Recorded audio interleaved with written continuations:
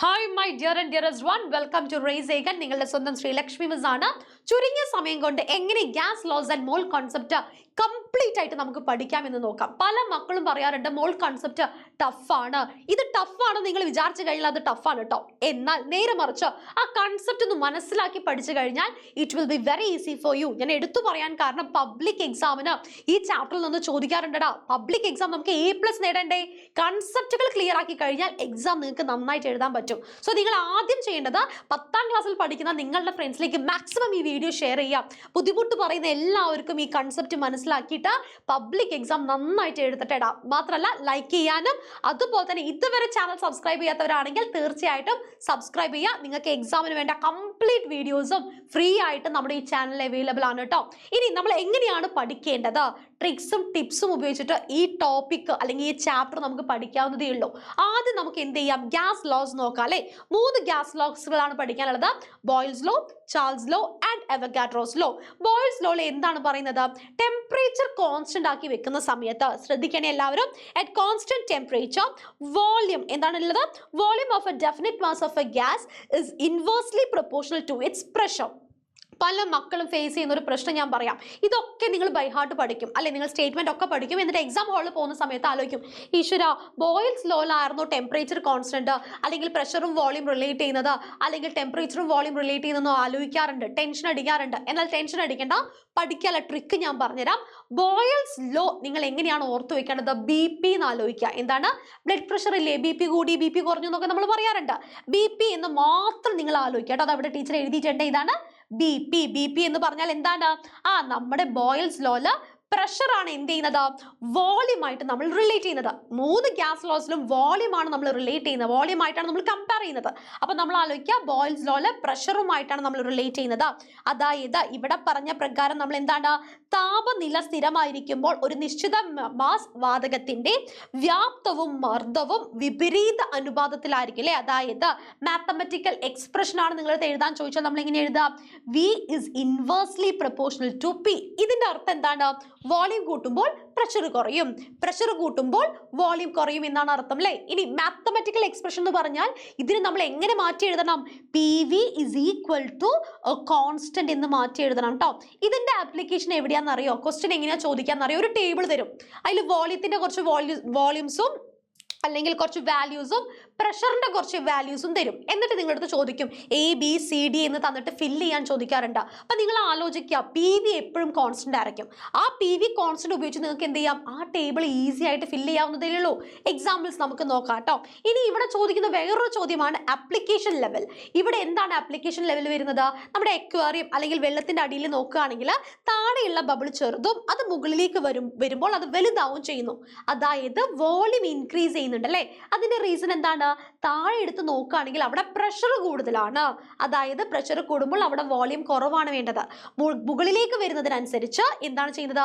Pressure കുറയുകയും volume കൂടുകയുമാണ് ചെയ്യുന്നത്. താഴെ എന്താണ്? പ്രഷർ കൂടുതലായതുകൊണ്ട് വോളിയം കുറവാണ്.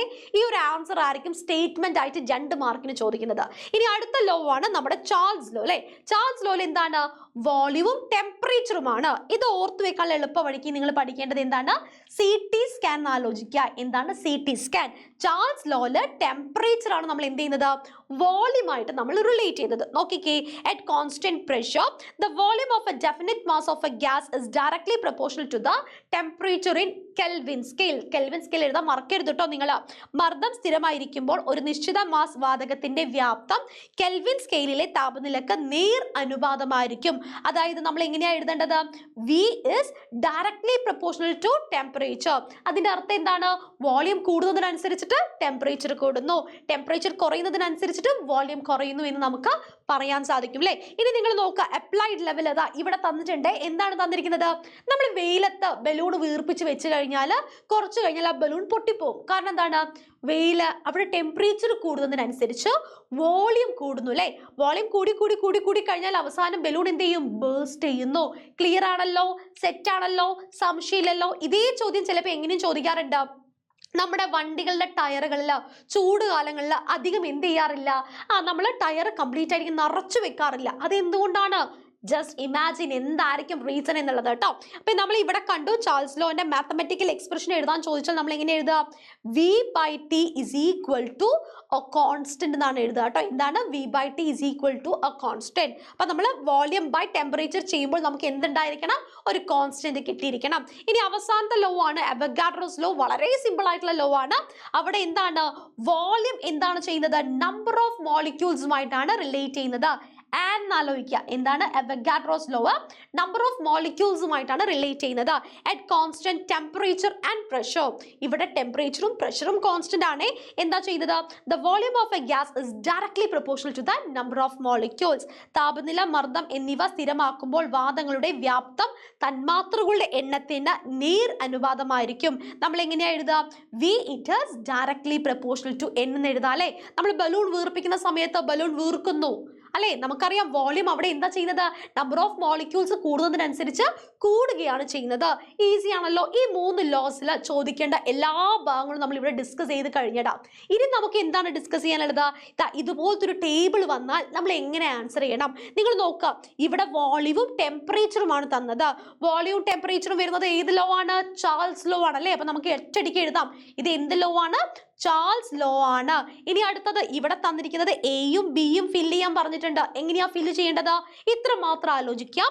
വോളിയം ഡിവൈഡഡ് ബൈ ടെമ്പറേച്ചർ നമുക്ക് എന്തായിരിക്കും? കോൺസ്റ്റന്റ് ആയിരിക്കും. അപ്പൊ നോക്കുക, V by T 546 divided by 273 എന്ന് പറയുന്നത് എത്രയാണ് നമുക്ക് കിട്ടുന്നത്? നമുക്ക് 2 എന്ന് പറയുന്ന ഒരു വാല്യൂ ആണ് കിട്ടുന്നത്. അതേപോലെ 600 ഡിവൈഡഡ് ബൈ 300 2 ആണ്. ഇനി ഇവിടെ നോക്കണേ, എ ഡിവൈഡഡ് ബൈ 320 നമുക്ക് എത്രയാണ് കിട്ടേണ്ടത്? 2 ആണ് കിട്ടേണ്ടത്. അങ്ങനെയാണെങ്കിൽ എ എത്രയായിരിക്കടാ? എ നമ്മൾ എങ്ങനെയാ കണ്ടുപിടിക്കുക? 2 × 320, അതായത് നമുക്ക് എത്ര കിട്ടി? 640 എന്ന ആൻസർ കിട്ടിയില്ലേ? ഇനി അടുത്തത് 660 എത്രയാണ്? 660 divided by B is equal to 2 എന്ന് കിട്ടണം. കാരണം വി ബൈ 2 എപ്പോഴും എന്താണ്? കോൺസ്റ്റന്റ് ആണ്. അപ്പൊ ഇവിടെ നോക്കുക, നമുക്ക് എങ്ങനെയാ കിട്ടുക? 660 divided by 2 is equal to B. ഇതിനെ നമ്മൾ ഡിവൈഡ് ചെയ്യുന്ന സമയത്ത് ഇവിടെ നമുക്ക് എത്ര വാല്യൂ കിട്ടുന്നതാടാ? 330 എന്ന് കിട്ടിയില്ലേ? ഈസി അല്ലേ? വിത്തിൻ സെക്കൻഡ്സ് കൊണ്ടല്ലേ നമ്മൾ ആൻസർ എഴുതിയത്. അപ്പൊ ഈ ഒരു കൺസെപ്റ്റ് മനസ്സിലാക്കി വെക്കുക കേട്ടോ. V by T is equal to constant ആണ്. അതേപോലെ നിങ്ങൾക്ക് ഒരു ടേബിൾ തന്നിട്ട് വോളിയം പ്രഷറുമാണ് തന്നതെങ്കിൽ P V is equal to a constant ആണ് വരേണ്ടത് കേട്ടോ. ഇനി നമ്മൾ മോൾ കോൺസെപ്റ്റിൽ നമ്മൾ എന്താണ്? പ്രോബ്ലം സോൾവിംഗ് ആണ് നമ്മൾ ചെയ്തത്. പരീക്ഷയ്ക്ക് ഏറ്റവും കൂടുതൽ ചോദിച്ചു കണ്ട പ്രോബ്ലംസ് എന്ന് പറയുന്നത് GMM കണ്ടുപിടിക്കാൻ ചോദിക്കാറുണ്ട്, മോളുകളുടെ എണ്ണം കണ്ടുപിടിക്കാൻ ചോദിക്കാറുണ്ട്, തന്മാത്രകളുടെ എണ്ണവും ആറ്റങ്ങളുടെ എണ്ണവും, അതായത് മോളിക്യൂൾസിന്റെ എണ്ണവും അതുപോലെ തന്നെ ആറ്റങ്ങളുടെ എണ്ണവും കണ്ടുപിടിക്കാൻ ചോദിക്കാറുണ്ട്, മോളാർ വോളിയം അല്ലെ വോളിയം അറ്റ് STP കണ്ടുപിടിക്കാനും ചോദിക്കാറുണ്ട്. പല രീതിയിൽ നമുക്കത് ചെയ്യാം അല്ലേ? വേണമെങ്കിൽ നിങ്ങൾക്ക് ഇതേപോലെ ഇക്വേഷൻസ് ഉപയോഗിച്ചിട്ട് നമുക്ക് എന്ത് ചെയ്യാം? മോള് കണ്ടുപിടിക്കാം. ആ മോള് കണ്ടുപിടിച്ചിട്ട് നമുക്ക് കൺവേർട്ട് ചെയ്ത് മാറ്റാം. ഇനി അങ്ങനെയല്ല, ഏറ്റവും സിംപ്ലസ്റ്റ് വേ എന്ന് പറയുന്നത് ഇത് പഠിച്ചു വെക്കടാ. ഇത് മാത്രം മതി നിങ്ങൾക്ക് മോൾ കോൺസെപ്റ്റിലെ എന്ത് ചോദ്യം ആൻസർ ചെയ്യാൻ. നിങ്ങൾ ആലോചിക്കേണ്ടത് 1 GAM ആണെങ്കിൽ അതിൻ്റെ അകത്ത് 1 മോൾ ഓഫ് സബ്സ്റ്റൻസ് ആണ്, അവഗാഡ്രോ നമ്പർ ഓഫ് മോളിക്യൂൾസ് ആണ്, വോളിയം അറ്റ് STP എത്രയാണ്? 22.4 ലിറ്റർ ആണ്. അതേപോലെ തന്നെയാണ് 1 GMM ആണെങ്കിൽ 1 മോൾ ഓഫ് സബ്സ്റ്റൻസ് ആണ്, അവഗാഡ്രോ നമ്പർ ഓഫ് പാർട്ടിക്കിൾസ് ആണ്, 22.4 ലിറ്റർ ആണ് കേട്ടോ. അപ്പൊ നമുക്ക് എങ്ങനെയാണ് സോൾവ് ചെയ്യാൻ നോക്കേ. ഇവിടെ ആദ്യം തന്നിരിക്കുന്ന ചോദ്യം എന്താണ്? മാർച്ച് 2022 പബ്ലിക് എക്സാമിന് തന്നൊരു ചോദ്യമാണ്. 1 GMM of A substance contain dash number of molecules. ഒരു GMM ഏതൊരു പദാർത്ഥത്തിലും അടങ്ങിയിരിക്കുന്ന തന്മാത്രകളുടെ എണ്ണം ഡാഷ് ആയിരിക്കും. തൊട്ടു മുന്നേ നമ്മൾ കണ്ടു അല്ലെ? എന്താ കണ്ടത്? 1 GMM എന്ന് പറഞ്ഞിട്ടുണ്ടെങ്കിൽ അതിൻ്റെ അകത്ത് അവഗാഡ്രോ നമ്പർ ഓഫ് പാർട്ടിക്കിൾസ് ആണ്. അവഗാഡ്രോ നമ്പർ എന്ന് പറയുന്നത് എത്രയാണ്? 6.022 × 10⁻23 ആണ്. നമ്മൾ ഒറ്റയടിക്കല്ലേടാ കണ്ടുപിടിച്ചത്. ഇനി അതേപോലെ നിങ്ങളുടെ GAM ആണ് ചോദിക്കുന്നതെങ്കിൽ നമുക്ക് എങ്ങനെ എഴുതാം? 1 GMM-ന്റെ അകത്ത് എത്രയാണ്? അവഗാഡ്രോ നമ്പർ ഓഫ് ആറ്റംസ് ആണ്. 1 GMM-ന്റെ അകത്ത് നമ്മൾ തൊട്ട് മുന്നേ കണ്ടു എത്രയാണ്? അവഗാഡ്രോ നമ്പർ ഓഫ് ആറ്റംസ് ആണ്. സംശയം വേണ്ട. ഇനി ഇതേ ചോദ്യം എങ്ങനെയും ചോദിക്കാൻ നിങ്ങൾ എടുത്ത the volume of 1 mole of gas at STP. 1 മോളിലെ വോളിയം STP-യിൽ എത്രയായിരിക്കും എന്നാണ് ദാ ഇവിടെ നമ്മൾ എഴുതിയിട്ടുണ്ടല്ലോ. 1 മോൾ ആണെങ്കിൽ നമ്മുടെ വോളിയം എന്ന് പറയുന്നത് എത്രയാണ്? 22.4 ലിറ്റർ ആണ്. അപ്പൊ നമുക്ക് ആൻസർ എന്ത് ഈസി ആയിട്ട് കിട്ടി. ഇവിടെ നമ്മൾ വേറെ എന്തെങ്കിലും കാൽക്കുലേഷൻ ചെയ്തോ? വേറെ എന്തെങ്കിലും നമ്മൾ ഇക്വേഷൻസ് ആലോചിച്ചോ? എത്ര ആലോചിക്കാം? 1 GAM അല്ലെങ്കിൽ 1 GMM ആണെങ്കിൽ 1 മോൾ ആണ്. 1 മോൾ ആണെങ്കിൽ അതിനകത്ത് അവഗാഡ്രോ നമ്പർ ഓഫ് പാർട്ടിക്കിൾസ് ആണ്. അതിൻ്റെ അകത്ത് എന്താണ് വോളിയം വരുന്നത്? 22.4 ലിറ്റർ STP ആണ് വരുന്നത്. അങ്ങനെയാണെങ്കിൽ ഒരു ക്വസ്റ്റ്യൻ ആണ്, find out the number of moles of molecules present in the samples given below. നമുക്ക് രണ്ട് എക്സാമ്പിൾസ് തന്നിട്ടുണ്ട്. 56 ഗ്രാം നൈട്രജൻ തന്നിട്ടുണ്ട്. പ്രീവിയസ് ഇയർ ക്വസ്റ്റ്യൻ പേപ്പറിലെ ചോദ്യമാണ്, പബ്ലിക് എക്സാമിന് ചോദിച്ച ചോദ്യമാണ്. 56 ഗ്രാം നൈട്രജൻ ആണ്. അപ്പൊ നമ്മൾ ഇത് എങ്ങനെയാ കണ്ടുപിടിക്കാം? GMM ഓഫ് നൈട്രജൻ 28 ഗ്രാം ആണെന്ന് തന്നിട്ടുണ്ട്. വേണമെങ്കിൽ മോള് കണ്ടുപിടിക്കാനല്ലേടാ പറഞ്ഞത്. വേണമെങ്കിൽ നമുക്ക് എന്ത് ചെയ്യാം? മോള് കണ്ടുപിടിക്കാൻ വേണ്ടിയിട്ട് ഗിവൺ മാസ് ബൈ GAM ഉപയോഗിച്ച് നമുക്ക് കണ്ടുപിടിക്കാം അല്ലെ. ഒറ്റയടിക്ക് നമുക്ക് എന്ത് ചെയ്യാം? ഈ പറഞ്ഞ ഫോർമുല ഉപയോഗിച്ചിട്ട് ഗിവൺ മാസ് എന്ന് പറയുന്നത് എത്രയാണ്? മോൾ ഞാൻ കണ്ടുപിടിക്കാൻ പോവാണേ. Mole is equal to 56 gram divided by നമുക്ക് എന്താണ് പറഞ്ഞിരിക്കുന്നത്? ആ GMM ഓഫ് നൈട്രജൻ. നൈട്രജന്റെ GMM എത്രയാണ്? 28 ഗ്രാം ആണ്. ഇത് സോൾവ് ചെയ്യുമ്പോൾ നമുക്ക് എത്ര കിട്ടാം? 2 മോൾ എന്ന് കിട്ടിയില്ലേ? കഴിഞ്ഞല്ലോ. എന്നാൽ ഇതേ ചോദ്യം നമ്മൾ നേരത്തെ പറഞ്ഞ ആ ഒരു ഫോർമാറ്റ് വെച്ച് കണ്ടുപിടിച്ചാലോ? നമ്മൾ പഠിച്ചിട്ടുണ്ട് 1 GMM ആണെങ്കിൽ അതിൻ്റെ അകത്ത് എത്ര ഉണ്ടാവും? യെസ്, നമുക്കറിയാം അവഗാഡ്രോ നമ്പർ ഓഫ് പാർട്ടിക്കിൾസ് ആയിരിക്കും. 1 മോൾ ഓഫ് സബ്സ്റ്റൻസ് ആണ്. മാത്രമല്ല അതിൻ്റെ ഏറ്റവും വലിയ പ്രത്യേകത എന്ന് പറയുന്നത് 22.4 ലിറ്റർ STP ആണ് കേട്ടോ. ഇനി നിങ്ങളെടുത്ത് ചോദിച്ചിരിക്കുന്നത് നമ്മുടെ നൈട്രജൻ അല്ലേ? നമുക്കറിയാം 28 ഗ്രാം ആണെങ്കിൽ 1 GMM ആണെന്ന് നമുക്കറിയാം. അങ്ങനെയാണെങ്കിൽ 28 gram 1 GMM, Avogadro number of particles 1 mole of substance 22.4 litre ആണ് വരുന്നത്. ക്വസ്റ്റ്യനിൽ ചോദിച്ചിരിക്കുന്നത് എത്രയാണ്? 56 ഗ്രാം ആണ് നൈട്രജൻ. 28നെ 56 ആക്കി മാറ്റണമെങ്കിൽ നമ്മൾ എന്താ ചെയ്യേണ്ടത്? 2 കൊണ്ട് ഗുണിച്ചാൽ പോരെടാ. 28നെ 2 കൊണ്ട് ഞാൻ മൾട്ടിപ്ലൈ ചെയ്യുന്നു. എനിക്ക് എത്ര കിട്ടി? 56 കിട്ടി. അതായത് ഇതിനെ ഞാൻ 2 GMM ആക്കി മാറ്റുന്നു. എല്ലാത്തിനും ഞാൻ 2 കൊണ്ട് മൾട്ടിപ്ലൈ ചെയ്യുകയാണെ. 2 into Avogadro number of particles ആവുന്നു, 2 മോൾ ആവുന്നു. അതേപോലെ തന്നെ 2 ഇൻറ്റു 22.4 ലിറ്റർ ആവുന്നു. നിങ്ങൾ ചോദിക്കും മിസ് എന്തിനാ ഇങ്ങനെ ചെയ്തത്? പരീക്ഷയ്ക്ക് ABCD എന്ന് പറഞ്ഞിട്ട് ഓപ്ഷൻസ് ഉണ്ടാവും. ആദ്യത്തെ ഓപ്ഷൻ ചിലപ്പോൾ മോൾ കണ്ടുപിടിക്കാനായിരിക്കും. മോൾ നമ്മൾ ഇവിടെ കണ്ടുപിടിച്ചു, 2 മോൾ ആണ്. എത്രയാണ്? 56 ഗ്രാം നൈട്രജനിൽ 2 മോൾ ആണ്. അടുത്ത ചോദ്യം വോളിയം ആയിരിക്കാം. വോളിയം എത്രയാണ്? It is 44.8. എങ്ങനെ കിട്ടി? 2 ഇൻറ്റു 22.4 എന്ന് നമ്മൾ എഴുതിയില്ലേടാ. ഇനി അടുത്തത് എത്ര GMM ആണെന്ന് ചോദിച്ചാൽ 2 GMM ആണ്.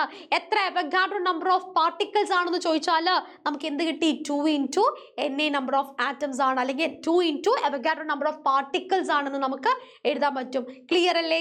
അതേപോലെ അടുത്ത ചോദ്യം നോക്കിക്കേ. 90 ഗ്രാം വാട്ടർ ആണ്.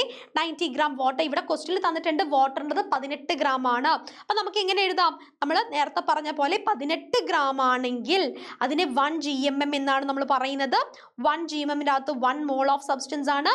അവഗാഡ്രോ നമ്പർ ഓഫ് പാർട്ടിക്കിൾസ് ആണ്. വോളിയം 22.4 ലിറ്റർ ആണ്. ഇനി 90 ഗ്രാം നെല്ലി തന്നത്. അപ്പോൾ നമ്മൾ എങ്ങനെ എഴുതുക? 90 ഗ്രാം 18നെ 90 ആക്കി മാറ്റണമെങ്കിൽ ഞാൻ 5 കൊണ്ട് ഗുണിക്കണം. ബാക്കി എല്ലാത്തിനെയും ഞാൻ 5 കൊണ്ട് ഗുണിക്കുകയാണ്. അപ്പോൾ എനിക്ക് എന്ത് കിട്ടി? 5 GMM എന്ന് കിട്ടുന്നു. 5 മോൾ എന്ന് കിട്ടുന്നു. 5 into Avogadro number of particles എന്ന് കിട്ടുന്നു. 5 ഇൻറ്റു 22.4 ലിറ്റർ എന്ന് കിട്ടുന്നു. അടിക്ക് നമ്മൾ എന്ത് ചെയ്തിട്ടുണ്ട്? 1, 2, 3, 4 5 ചോദ്യങ്ങളുടെ അല്ലെ ഇതടക്കം നമുക്ക് എന്താണ് 5 ചോദ്യങ്ങളുടെ ആൻസർ നമ്മൾ കണ്ടുപിടിച്ചു അല്ലെ. നോക്കിക്കേ നിങ്ങൾ, എത്ര GMM എന്ന് ചോദിച്ചാൽ 5 GMM ആണ്. എത്ര മോൾ എന്ന് ചോദിച്ചാൽ 5 മോൾ ആണ്. എത്ര അവഗാഡ്രോ നമ്പർ ഓഫ് പാർട്ടിക്കിൾസ് എന്ന് ചോദിച്ചാൽ 5 into 6.022 into 10⁻23 number of molecules ആണെന്ന് എഴുതാം. ഇനി വോളിയം ചോദിച്ചാലോ 5 ഇൻറ്റു 22.4 ലിറ്റർ ആണ് കേട്ടോ. ഇവിടെ GMM ആയതുകൊണ്ടാണ് നമ്മൾ എന്ത് ചെയ്തിരിക്കുന്നത്? ഇതിനെ മോളിക്യൂൾ എന്ന് നമ്മൾ പറഞ്ഞിരിക്കുന്നത്. ഇനി നിങ്ങളുടെ പരീക്ഷയ്ക്ക് 5ാമത്തെ ഒരു ചോദ്യം ചോദിക്കുകയാണ്, find the number of atoms. Atoms നമ്മൾ എങ്ങനെയാ കണ്ടുപിടിക്കുക? ഇവിടെ നമുക്ക് മോളിക്യൂളുടെ എണ്ണം എല്ലേടാ കിട്ടിയത്? 5 ഇൻറ്റു NA എന്ന് പറയുന്നത് മോളിക്യൂളുകളുടെ എണ്ണമാണ്. ഇവിടെ നോക്കുക, H2O-ൻ്റെ അകത്ത് എത്ര ആറ്റംസ് ആണുള്ളത്? 2 ഹൈഡ്രജനും 1 ഓക്സിജനും 3 ആറ്റംസ് ആണുള്ളത്.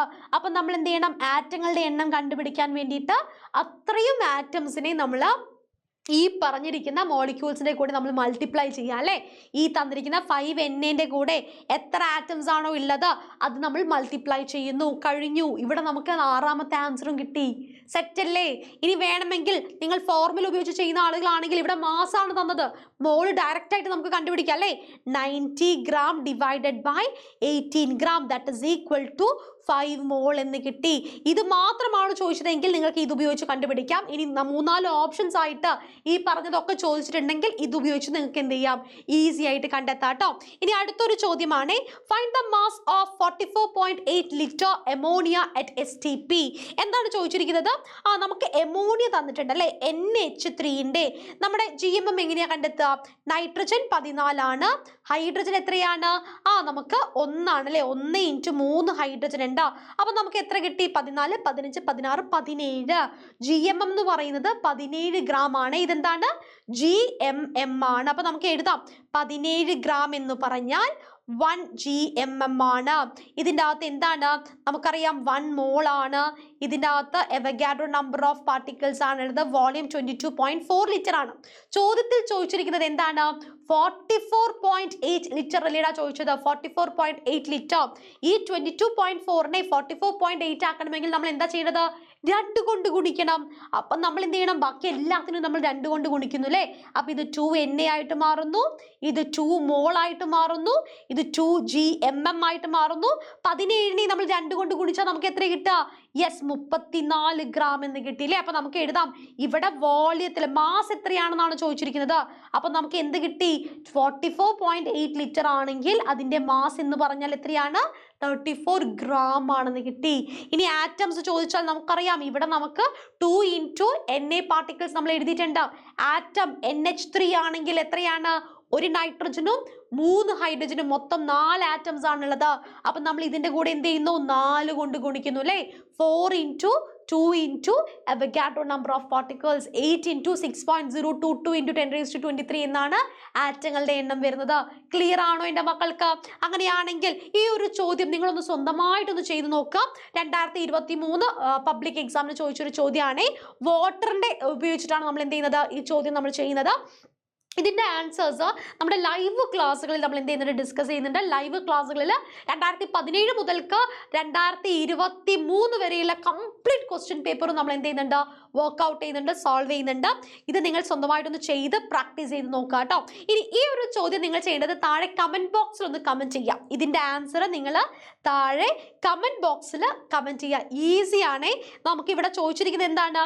കാർബൺ ആറ്റം ആണ്. ഞാൻ ജസ്റ്റ് ഒരു ക്ലൂ തരാം.